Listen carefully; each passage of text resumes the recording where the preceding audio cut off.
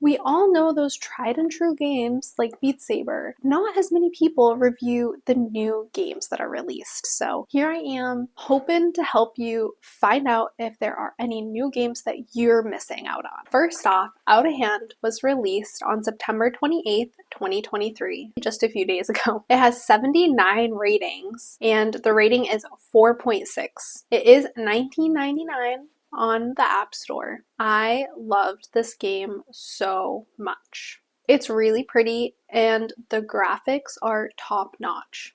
I recommend this game to anyone who enjoys high energy adventure games. I think one of my favorite parts is at the end of each level, you get to press your hand and go into the safety zone, and then you get to wave hi to yourself and do some dancing and take a little break. I think that was amazing to see my purple self. I was like, why don't I get to do this more? The only drawback about this game is the motion sickness. I would have completed it by now, but I had to take a break because I was getting so motion sick from the game. You have to put your hands down like you would with your feet with your hands, because that's how the game works. And I think that motion just isn't very innate as like grabbing games or climbing games. It also tosses you pretty quickly into the air when you spring yourself up. So I think that's probably also why I got motion sickness, because it would really propel you forward really quickly. One good thing is that game is a workout on your arms. I wish that I could have played it fully, but I did have to stop after an hour or two of gameplay. I did have some fun times though, and I'm excited to try to play more in the future.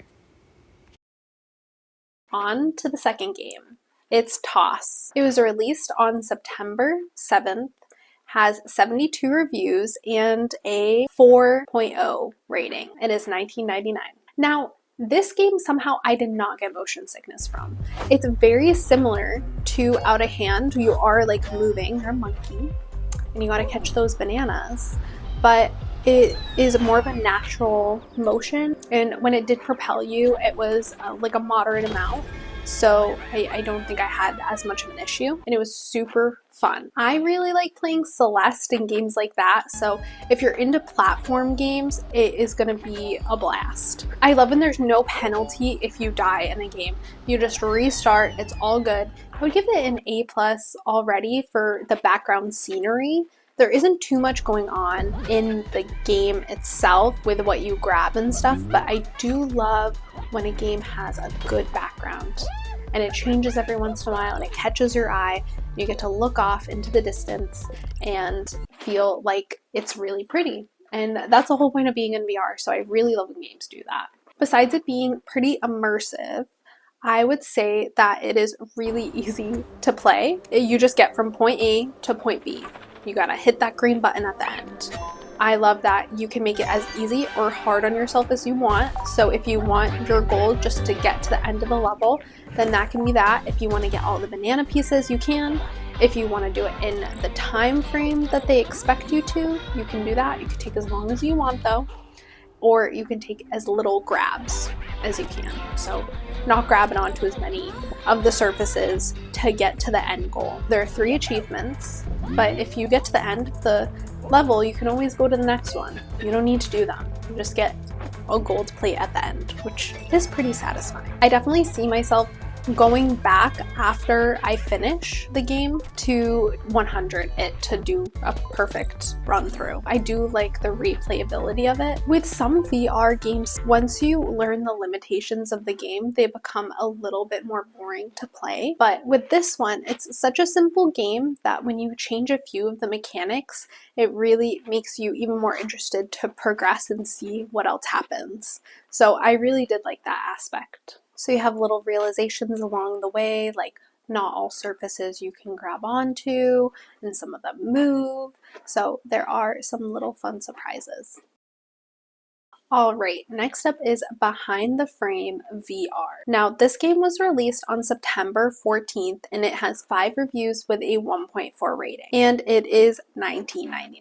This is an adaptation of a game on Steam that you can play on the PC. The art style is reminiscent of Studio Ghibli. It's supposed to be a relaxing, fun game with a nice atmosphere, good storytelling, and beautiful visuals. A lot of people like this game, and I have to mention the predecessor to the VR game because it did leave me wanting more. I would have rather played that game instead. Some of the pretty visuals did not make its way to the VR space, unfortunately. When you start out, I was dropped into a Windows picture that had 4 megapixels to it. I tried to find more information about the controls and if there's any way to switch my dominant hand to my left hand. There isn't, and I didn't find any information about controls. I just found their handle. I ventured off to the start. I'm painting. It's pretty cute. It's alright. I only have yellow for some reason, but it's a vibe until I realize I can only paint yellow. And if I don't paint the right spot yellow, then it'll just disappear. The friction felt unnecessary. After another loading screen, I can do some other tasks. Find the paintbrush, but I lose it later on. I don't know where it went. One thing that I didn't realize is the left button to control the book. So the book would pop up and I'd be like, oh my god, why is this book here? And I try to fling it away, not understanding that I probably pressed it. I thought I found it somewhere and just couldn't get rid of it. I kind of thought that was a game problem, but it was more of a me problem. So I tried to do tasks around the book. After doing a little bit, I left and came back to find out that there was no save. For this reason, I didn't finish this game. I wanted to see the purple lavender field scene. They look so funky in the trailer, but I wasn't able to see them with my own 2 eyes. There are some other issues with the game. The rendering of items, you could see your hand through objects. I also did not realize how to play the game. I had to do these weird things. Just learning how to crack an egg. I tried to crack it on the table. No, you don't crack it on the table. You put it in the air where there's a ghost egg. So you put the ghost egg there, but then it doesn't crack. You have to let go of your grip completely, and then the animation will happen. And for some reason, that was hard for me to learn. I could do it with the egg, but then I had a hard time figuring that out for the pan, that you needed to put the pan in the air, and I didn't see the ghost pan, so I'm just flinging it around trying to put it onto the table. A few things like that is just a lot of friction with the game. I wouldn't necessarily recommend this game. I hope it does well. I hope they do better. This seems more like a first round. Hopefully there are some updates to it along the way that makes it a lot better and easier. I saved the best for last, and that is Hellsweeper. It was released on September 21st. It has a total of 126 reviews, a 4.3 rating. It is $29.99. This game is more expensive. It is harder to justify, but if you do like combat games, then you can sink a lot of hours into this game. I played for a while and I'm still not finished. There are a lot of things to find and a lot of things to unlock, a lot of monsters to be killed. I love that they had a lot of control settings up at the front. They made it so that it's more comfortable to play. The tutorial in the beginning got me so pumped. Fight, Hellsweeper.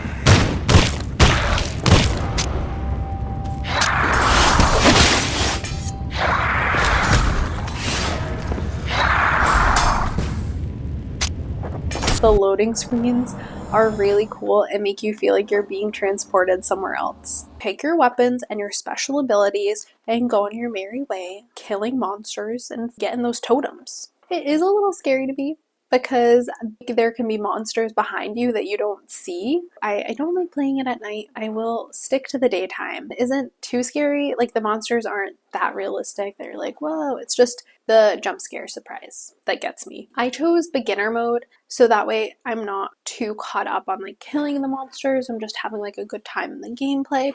Maybe once I get more confident in my skills, I can go into normal modes, but I'm sticking with easy for now. But I believe there's even like a friendly mode. So I like that you can change it. It's a great game. The way that it looks is really cool. Everything's really responsive. Getting the weapon out, all the motions are great. There's this home base and I have a lot more abilities to unlock. I would say this is probably the best game to get the money for your time out of these 4 games. My plan was to do all 6 games, and I realized how time consuming that would be.